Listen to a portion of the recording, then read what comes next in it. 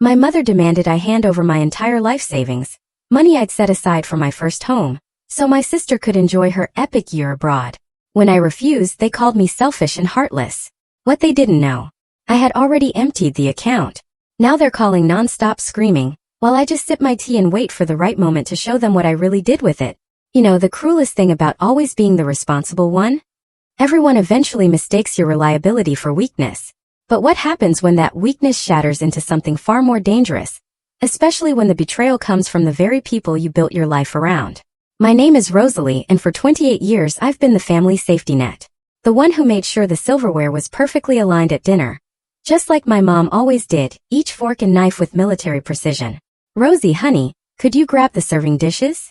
Mom's voice floated from the kitchen, fake sweetness dripping from every word. That tone? It was my internal alarm going off. She only used it when she wanted something. I found my sister Marley sprawled on the couch, lost in her phone. Mom needs help, I told her. Just a sec, she mumbled, not even glancing up. I'm posting about this amazing opportunity that just came up. So I carried the dishes myself. Like always. The kitchen reeked of Mom's signature pot roast, the one she only made when she was buttering someone up.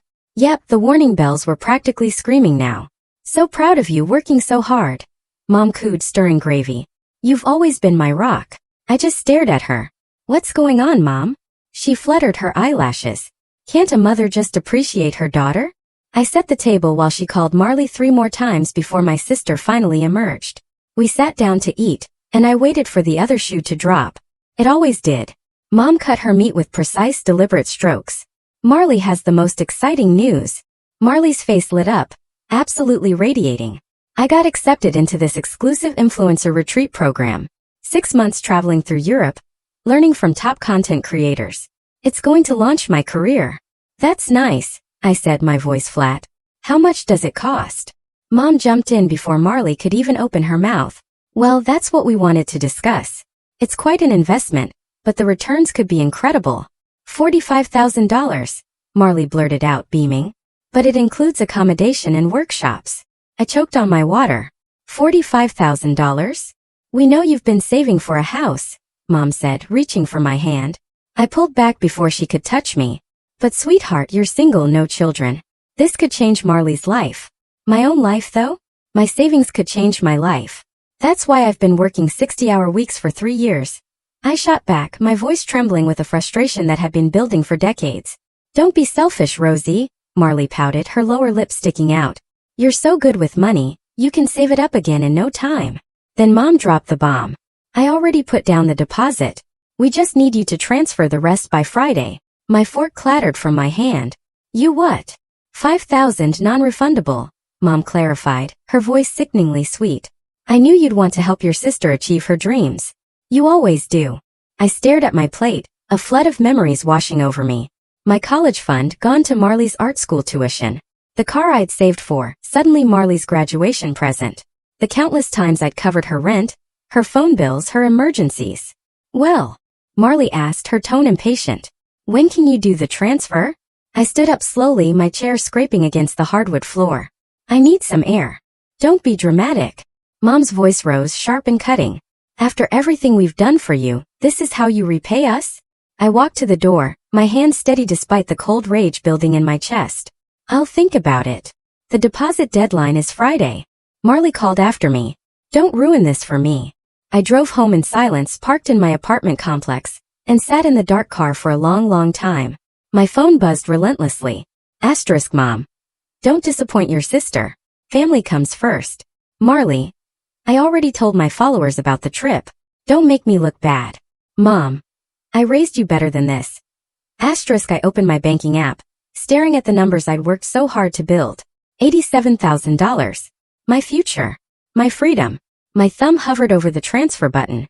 Then something shifted inside me, like a glass wall shattering in slow motion. I thought about the house I'd been dreaming of, the garden I planned, the life I'd put on hold for everyone else. I clicked away from the transfer screen and opened a new tab. Not to send money, but to move it. All of it. My mother's voice echoed in my head. Our family comes first. For the first time in my life, I decided to be my own family. I texted my friend Willow. Asterisk. Remember that conversation we had about offshore accounts? I'm ready to talk. Asterisk then I turned off my phone, poured myself a glass of wine and smiled. Sometimes being responsible means being responsible for yourself first. The money would be gone by morning. And for once I wouldn't feel guilty about it. You're really doing this? Willow asked, her laptop screen reflecting in her glasses as she typed furiously. We were in her home office, morning sun streaming through the blinds. No second thoughts? None, I said, watching her work her legal compliance magic, creating a labyrinth for my money to travel through. How long until it's secure? 24 hours, she replied. Then not even God himself could trace it. She paused looking at me. Your mom's going to lose it. She lost it years ago, I said with a hollow laugh. Remember when Marley crashed my car? Willow groaned. God, that was insane. No insurance, totally her fault, and somehow you ended up apologizing. Your mom said you should have known better than to trust Marley with something so valuable. Duh. Guess she was right about that one. I chuckled, the sound devoid of humor. My phone buzzed again, another text from Mom. Asterisk sent you the account details. Make sure you use the exact reference number. Asterisk I silenced it and pulled out my laptop, opening my work email. Time for phase 2. What are you writing? Willow peered over my shoulder. My 2 weeks' notice. I'd already found a cabin rental up north, remote, peaceful, excellent Wi-Fi. I hit send before I could second guess myself. I'm calling it a sabbatical. Your boss is going to freak, Willow predicted. On cue my phone rang. It was Cameron from work. Hey, I answered, putting it on speaker. A sabbatical? Seriously? His voice carried more concern than anger. Everything okay? Just need some time to focus on personal projects, I said vaguely. This wouldn't have anything to do with your sister's social media announcement about her life-changing European adventure, would it? I froze. What announcement? Willow quickly pulled up Instagram. There it was, Marley's latest post, a collage of European landmarks with the caption, "Can't wait to start my influencer journey, thanks to my amazing family for making dreams come true." The audacity, Willow whispered. Rosalie. Cameron was still waiting. Look, if you need to talk. I'm good. Really, I cut him off. Just need a change of scenery. After hanging up, I started packing. Each item I placed in my suitcase felt like another brick in the wall. I was building between my old life and whatever came next. The doorbell rang. I knew who it was before I opened it. Why aren't you answering your phone? Mom burst in, Marley trailing behind her. We need to finalize the transfer today. I'm kind of busy right now, I said, continuing to pack. Marley spotted my suitcase. Where are you going? Away? But what about my trip? The deposit deadline. Her voice cracked with genuine panic. It's not my problem, I replied, zipping up the suitcase. Neither is your journey of self-discovery. Mom stepped between us. Now listen here, young lady, you can't just... Actually, I can. I pulled out an envelope from my desk. This is for you. Mom tore it open, her face darkening as she read. What is this? A list, I stated, my voice calm and even. Every dollar I've given this family over the past 10 years. Every emergency I've covered. Every dream of mine I've sacrificed. I pointed to the total at the bottom. Turns out, I've already funded about 3 European trips. That's different. Marley protested. Those were real emergencies. Like when you needed bail money after stealing from your workplace. Or when you maxed out Mom's credit cards on that wellness retreat. We're family, Mom said, her voice trembling. We're supposed to help each other. Funny how that help only flows in one direction. I countered, grabbing my suitcase. I left something on my desk at work. Consider it my parting gift. They followed me to the door, their protests growing louder. I turned one last time. Bon voyage, Marley. Hope you enjoy finding yourself. Just do it on your own dime this time. I drove straight to work, ignored the stares from my colleagues, and placed a sealed envelope on my desk. Inside was a note that would detonate the comfortable illusion of family obligation I'd lived under for so long. My phone showed 15 missed calls by the time I reached the highway. I turned it off and tossed it in the glove compartment. The cabin was a 3-hour drive north, through winding forest roads where cell service was spotty at best. Perfect. As the city disappeared in my rearview mirror, I felt something I hadn't experienced in years. Peace. The kind that comes from choosing yourself, even when everyone tells you it's wrong. Let them call it selfish. Let them rage and guilt and manipulate. I was done being the responsible one. Sometimes the most responsible thing you can do is walk away. 3 days into my self-imposed exile, I finally turned my phone back on. It nearly exploded with notifications. 47 missed calls, 93 text messages. And the voicemails, oh the voicemails. I sat on the cabin's porch wrapped in a blanket and hit play on the first one. How dare you? Mom's voice crackled through the speaker. You ungrateful snake. After everything I did for you. Your sister is devastated. Delete. Rosie. I already put down deposits for the hotels in Paris. Marley's voice wavered between rage and panic. This isn't funny anymore. You're ruining everything. Delete. I worked through them chronologically, watching their emotions evolve from anger to desperation. It was like a theater performance, except I wasn't buying tickets to this show anymore. My phone rang. Willow. They showed up at my office, she said without preamble. Your mom and Marley. Making a scene about how I must know where you are. What did you tell them? That they should respect your boundaries. Willow laughed. Your mom called me a corrupting influence. Oh, and you might want to check Marley's latest Instagram story. She's having quite the meltdown. I pulled up Instagram. Marley's face filled the screen, tears streaming down her expertly contoured cheeks. My own sister abandoned me. She knew how much this meant to me. Now I have to cancel everything because she's being selfish and toxic. The comments were a battlefield, half sympathizing with her, half calling her entitled. I closed the app, feeling nothing but a strange fascination. My laptop pinged with an email from Cameron. *K, hope the sabbatical is giving you what you need. Things are weird here without you. Your mom came by yesterday, but security didn't let her up. Whatever's going on, I hope you're okay. P.S. Remember that time you covered for me during the Anderson presentation? I owe you one. I smiled, remembering how Cameron had food poisoning that day. I'd stepped in without hesitation, just like I always did for everyone. The memory triggered another one. Prom night senior year. You can't go, Mom had said. Marley's having another anxiety attack about her breakup. She needs you here. I'd given my ticket to someone else, spent the night holding my sister while she cried about a boy who dumped her after 2 weeks. My dress hung unworn in the closet until I donated it. A text from Willow broke my reverie. Found something interesting on Marley's old posts. Check the background of her New Year's party photos. Specifically, the one from last January. I scrolled through Marley's feed until I found it. At first, I didn't see anything unusual. Just my sister in a sparkly dress, champagne glass raised, standing in someone's kitchen. Then I noticed the details behind her. The distinctive blue backsplash, the copper pots hanging on the wall. My stomach dropped. I knew that kitchen. It was Sean's kitchen. My ex-boyfriend Sean's kitchen. The timestamp said January 15th. We were still dating then. Another text from Willow. There's more. Want me to keep digging? My fingers hovered over the keyboard. Did I want to know? The answer surprised me. Yes. Show me everything. I spent the next hour listening to the wind in the trees, watching birds swoop past my porch, trying to process what this might mean. My phone kept buzzing with new voicemails. Rosalie, please. Mom's latest message sounded defeated. Just come home. We can talk about this like adults. Delete. You're being so dramatic, Marley again. It's not like you can't save up again. You're good at that boring stuff. Delete. The sun was setting when Cameron texted. Your sister just posted something about toxic family members who hide behind fake responsibility. Want to grab coffee when you're back? No pressure to talk about it. I responded, coffee sounds good, but I might have some questions about last January's office New Year's party. The one Sean attended. His reply came quickly. I wondered if you'd ever find out. It wasn't my place to tell you, but you deserve to know the truth. The pieces were falling into place now. Sean's sudden distance last spring. The way he'd ended things with no real explanation. Marley's mysterious emotional crisis that same month. I opened my laptop and booked a return ticket to the city. Not today, not tomorrow, but soon. Very soon. Going somewhere? Willow texted, probably seeing the confirmation email. Yes, I replied. I think it's time to return their messages in person.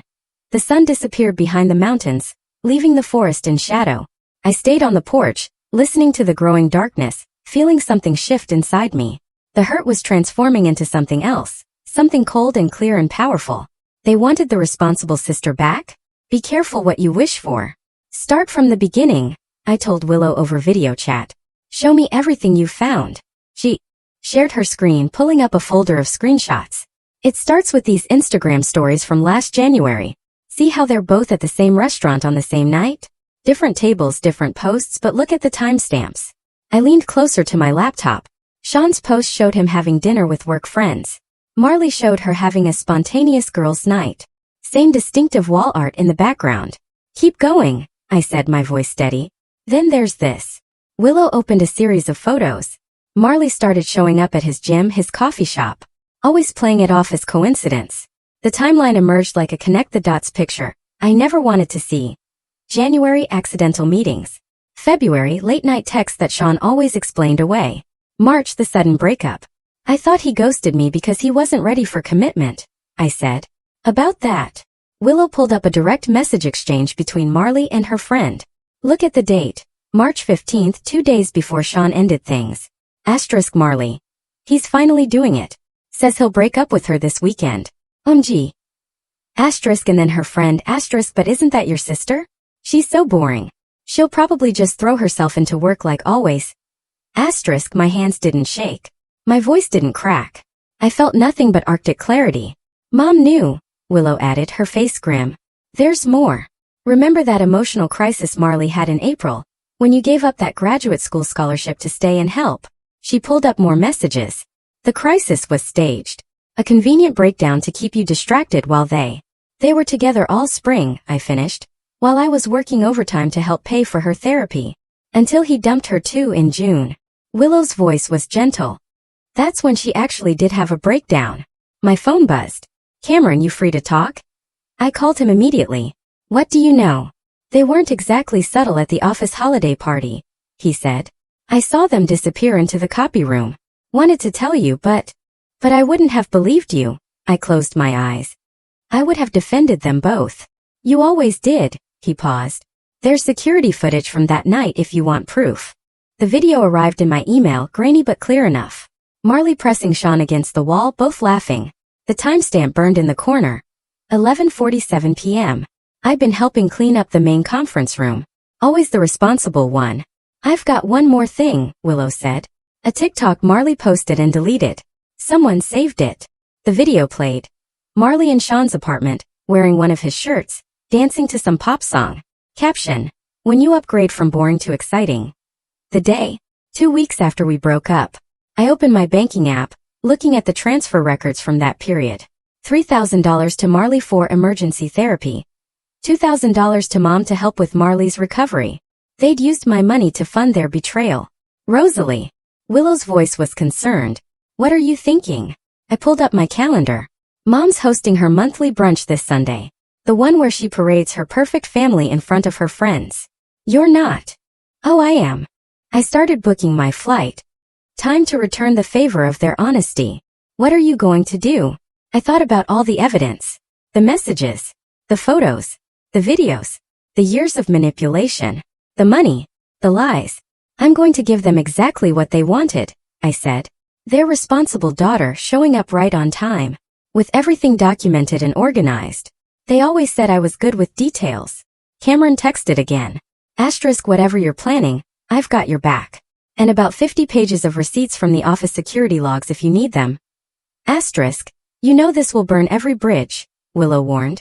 I looked around the cabin, at the peace I'd found in choosing myself, at the strength that came from standing alone. Some bridges need to burn, I said.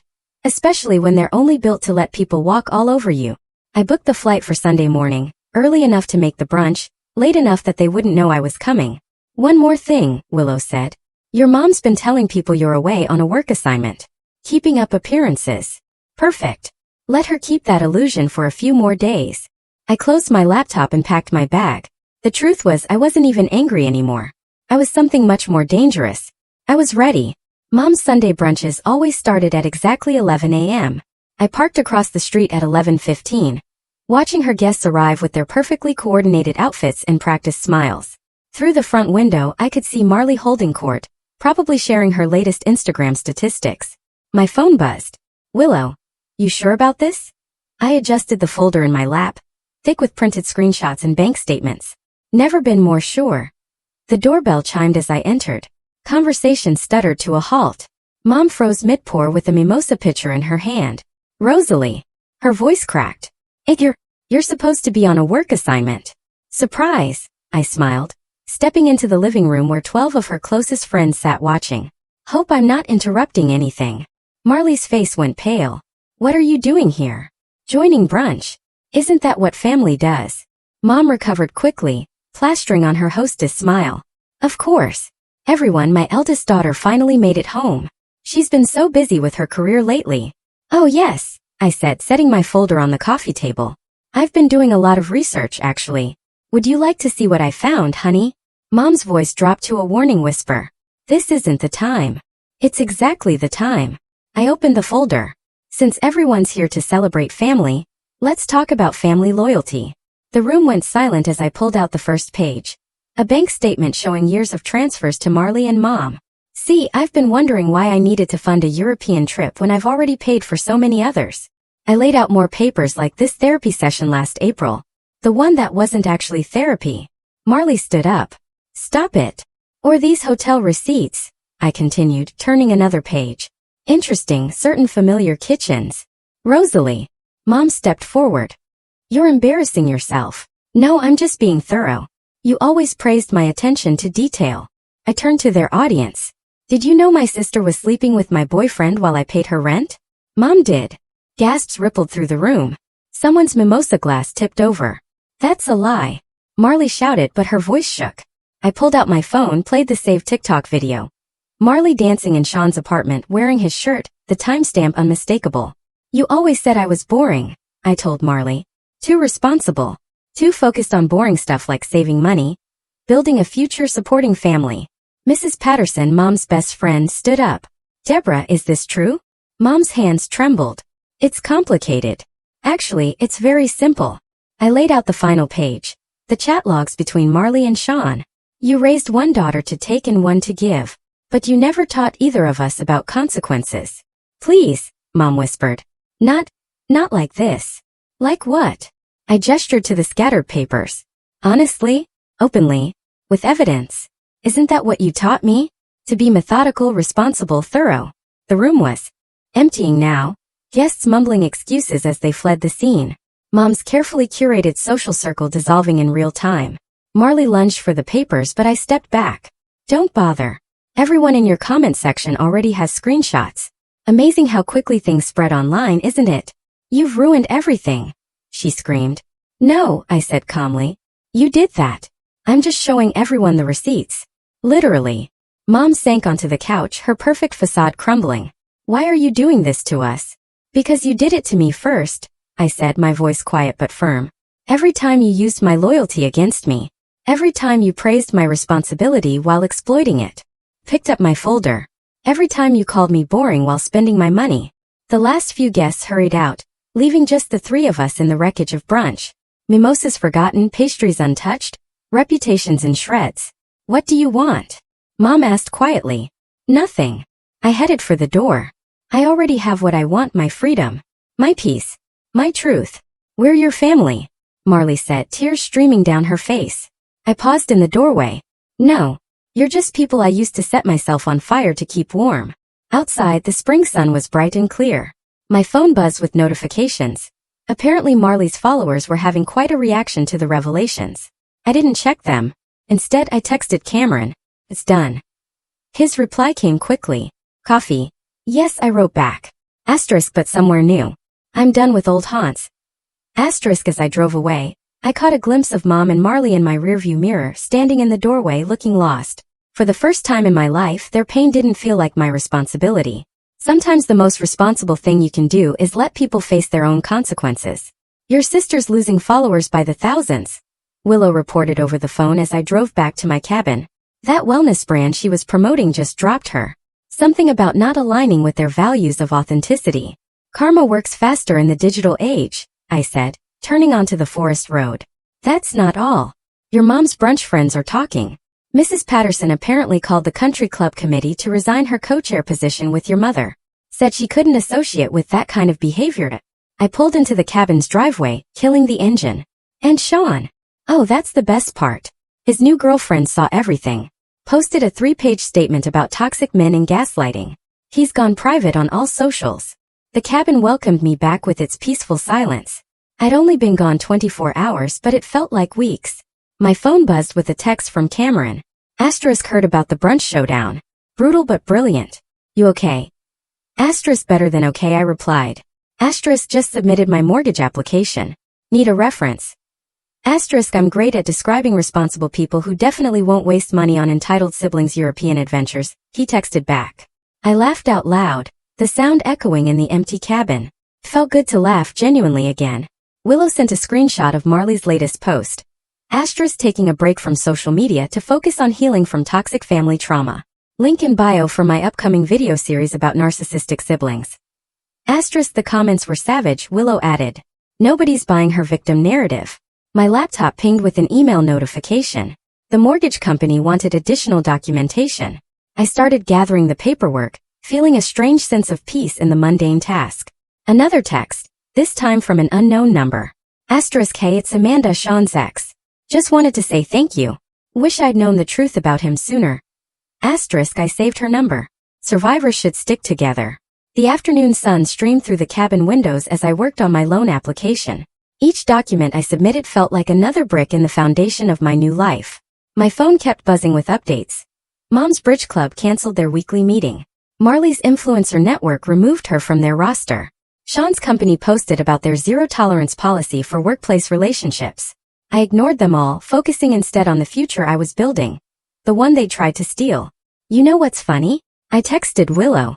I thought revenge would feel hot like anger. But it's cold. Clean. Ice burns too, she replied. Sometimes worse than fire. Cameron called as I was making dinner. Want to hear something interesting? Remember that project lead position you wanted last year? The one they gave to Sean? The one he completely messed up. How could I forget? HR is reviewing all his appointments now. Apparently, dating your supervisor's daughter while she's still dating your coworker raises some ethical concerns. I stirred my pasta sauce. Couldn't have happened to a nicer guy. They're also reviewing that promotion. The position's opening up again. Thanks, but I'm good actually. Looking at some remote work opportunities. Think I might keep the cabin. Smart. Though I'll miss our coffee breaks. We can always do virtual ones. The conversation shifted to normal things. Work gossip, weekend plans, a new restaurant he tried. It felt refreshingly ordinary. After dinner, I sat on the porch watching the sunset. My phone showed more missed calls from Mom and Marley, but also messages of support from unexpected places. Old classmates. Always knew something was off about how they treated you, Mom's former friends. You were so brave to speak up. Even Dad, who'd stayed neutral in family drama for years, texted. Asterisk, proud of you, kiddo.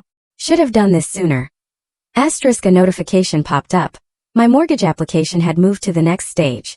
Perfect credit score, stable income, solid savings. Everything they tried to take from me now working in my favor. My phone buzzed again. Asterisk, Willow, heads up. Marley's car just passed me heading towards your cabin. Must have tracked down the location. Asterisk, I didn't panic. Didn't rush to lock the doors or turn off the lights. Instead, I made a fresh pot of coffee and waited. Sure enough, headlights appeared on the forest road. 20 minutes later, gravel crunched under tires as a car pulled up.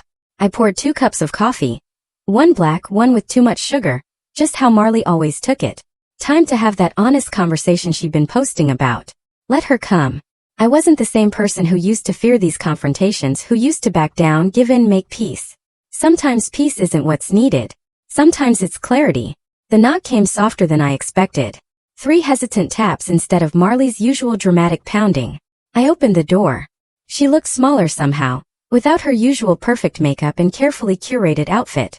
Her eyes were red-rimmed, her hair pulled back in a messy bun. Coffee. I held out the sugary cup. She took it, hands shaking slightly. How did you know I was coming? Same way I knew about you and Sean. I pay attention. She followed me to the porch, sitting as far from me as the space allowed. Moths danced around the porch light, casting shifting shadows.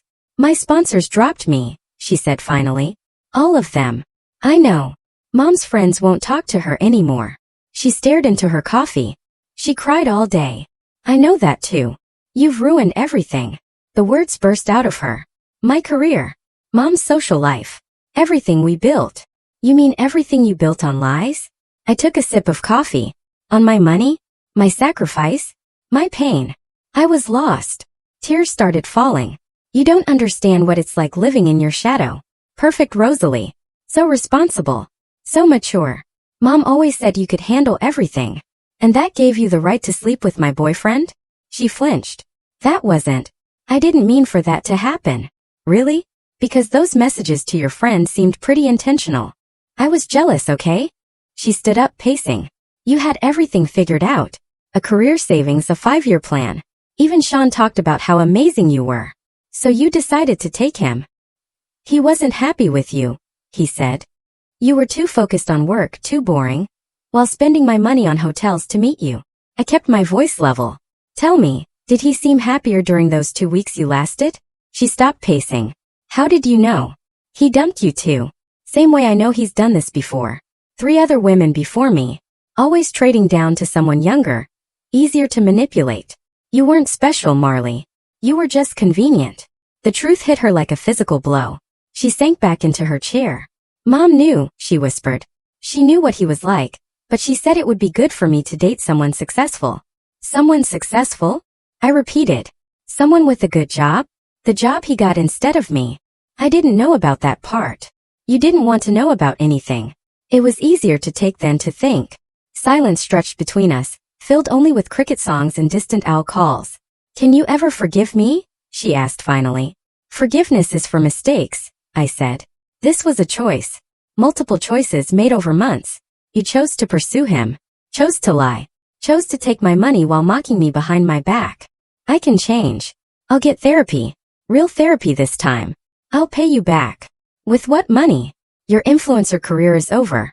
Your credit's maxed out. And I'm not funding your redemption arc. Fresh tears spilled. Then why did you let me come here if you won't forgive me? Why even talk to me? I sat down, my coffee cup in my hands. Because you needed to hear the truth from someone who won't cushion it. Won't excuse it. Won't let you turn it into another story where you're the victim. I am a victim. Of Sean. Of pressure. Of your own choices. I stood up. And now you get to live with them. Just like I had to live with being your safety net for years. She grabbed my arm as I turned to go inside. Please, Rosie. You're my sister. No. I gently removed her hand. I was your ATM. Your emotional support animal. Your backup plan. But I was never really your sister. Not in any way that mattered. What am I supposed to do now? Whatever you want. That's the point of consequences. They're yours to handle for once. I'm not responsible for fixing your life. I opened the cabin door. She stayed seated, looking lost. Mom wants to have a family meeting, she said quietly. To work things out. There's nothing to work out. The truth is out. The money's gone. The facade is broken. I stepped inside. Tell her I said goodbye. That's it? 28 years of family just over. I thought about all the years I'd given them. All the dreams I'd sacrificed. All the times I'd chosen them over myself. No, I said. It was over the moment you both decided my love was a resource to exploit. This is just me finally accepting it. I closed the door, leaving her on the porch. Through the window, I watched her sit there for a long time, shoulders shaking with sobs. I didn't open the door again. Sometimes the kindest thing you can do for someone is let them face the reality they created, even if that reality doesn't include you anymore. The keys to my new house felt heavy in my palm. Not the dream home I'd originally planned, but something better. A small cottage with a garden, nestled in the same forest area as my rental cabin. Far enough from the city to breathe, close enough to still work remotely. Need help with that box? Cameron asked, carrying in a stack of kitchenware. I've got it. I placed the last of my books on the built-in shelves. Thanks for helping with the move. Willow burst through the door with takeout bags. Housewarming picnic. Also, you might want to check your mail. There's a letter from your mom. She held out a cream-colored envelope. The handwriting was unmistakable. Mom's perfect cursive, probably written with her special stationery set. You going to read it? Cameron asked. I walked to the fireplace, the feature that had sold me on this house, and struck a match. The letter curled and blackened in the flames. Already know what it says, I said. I'm sorry you feel that way. Or we should talk about this as a family. Or my personal favorite. I don't understand why you're being so difficult. Willow spread out our impromptu picnic on the floor. Speaking of difficult, did you see Marley's trying to rebrand? Authentic living coach or something. Good for her, I said. I mean it. Hope she finds whatever she's looking for. Without your credit card, Cameron teased. Especially without my credit card. We ate cross-legged on the floor, surrounded by half-unpacked boxes and the promise of new beginnings. Through the window, I could see my small garden plot, already marked out for spring planting. My phone buzzed. A text from Dad. Asterisk, your mother's crying about the burned letter. Says you're being cruel. Asterisk, I typed back. Sometimes boundaries feel cruel to people who benefited from their absence. True, he replied. Asterisk, proud of you, kid. This place yours. Asterisk, I sent him a photo of the cottage. He responded with a thumbs up and suits you. Willow pulled out a bottle of champagne. Housewarming toast? Actually, I stood up. I want to show you something first. I led them to what would be my home office. On the wall hung a single frame containing 3 things. My mortgage approval, my first set of house keys, and a small note I'd written to myself the night I decided to leave. Choose yourself. My therapist suggested it, I explained. A reminder that boundaries aren't selfish. Speaking of boundaries, Cameron said. Sean tried to add me on LinkedIn yesterday. Let me guess, job hunting. Bingo. Apparently, ethical violations don't look great on resumes. We returned to our picnic, where Willow poured champagne into paper cups. To new beginnings. To consequences. I counted, raising my cup. To choosing yourself. Cameron added. The sunset painted my new walls in shades of gold and pink. Outside, birds called their evening songs. My phone stayed quiet. No desperate texts. No guilt trips. No emergencies requiring my savings. You know what's weird? I said, helping Willow pack up the leftovers. I always thought being alone would feel empty. But it doesn't. You're not alone, she corrected. You're just free. Cameron checked his watch. Speaking of freedom, want to grab coffee tomorrow? That new place by the lake opened up, the one with the ridiculous pastry names. I smiled. Sure. But not because I need saving, obviously. He grinned. Because you like ridiculous pastry names. After they left, I sat on my porch, watching stars appear above the trees. Another letter from Mom lay unopened in the mailbox. Tomorrow it would join its predecessor in the fireplace.